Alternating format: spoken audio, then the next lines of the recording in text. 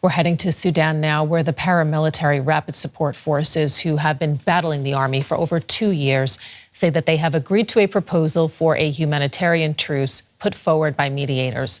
The paramilitary group captured the major city of el-Fasher more than a week ago, pushing the army out of its last stronghold in the western Darfur region. The RSF has been accused of mass killings, looting, and sexual violence. Millions have been displaced. On Thursday, several aid organizations warned that the humanitarian crisis in el-Fasher is escalating. And joining me here in the studio is Sheldon Yett. He is a UNICEF country director for Sudan. Welcome to the program, and thank you so much for joining us. And I'd like to begin first by asking you about your personal experiences. We understand you've just returned from a visit to Darfur, where you oversee UNICEF's relief efforts. What did you see? You know, this is a situation that has been going from bad to worse. You have a population in el-Fasher that had been under siege for some 600 days, population that didn't have access to basic medical supplies, nutrition, food, and then subject to the most atrocious violence, blood-curdling violence. People are coming out of the city slowly, and talking about what they endured. They talk about the sexual violence they saw, the killings they witnessed, and they're coming out in the most horrific situations. What are you hearing about what is still currently happening? There's still people there in the city. People are afraid. People are wondering what happened to their families, what happened to their children. They don't know what's going to happen next. They don't know where to go.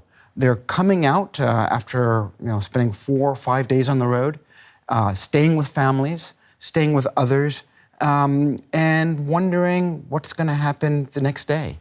I'd like to ask you a little bit more, and we'll get back to the humanitarian situation, but I'd like to ask you a little bit more about efforts toward a ceasefire right now to stop the fighting, to stop the killing. The RSF, for its part, says that they've agreed to a proposed humanitarian truce.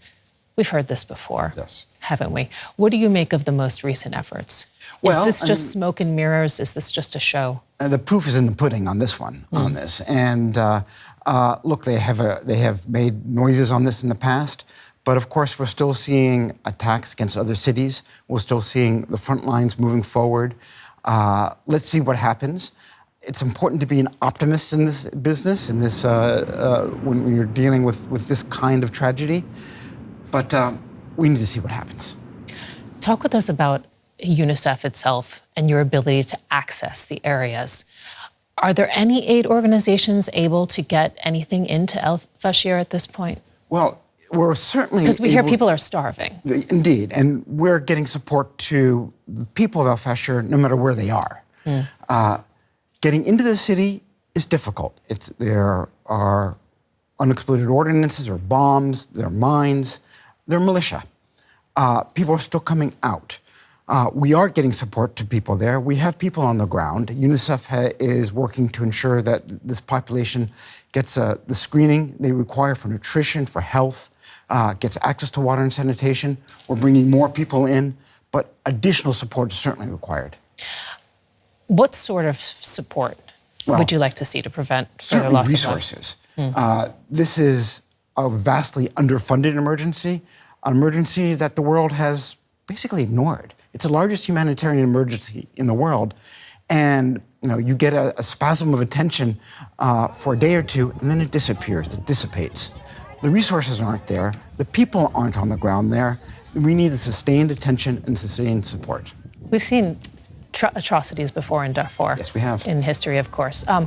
What would you like, what is your message right now? What would you like governments watching this crisis to understand about the urgency of the situation? Stop the war. Stop the arms flow going into the country. Who has the power to do that, would you say, to put the pressure on the parties in order to make that happen?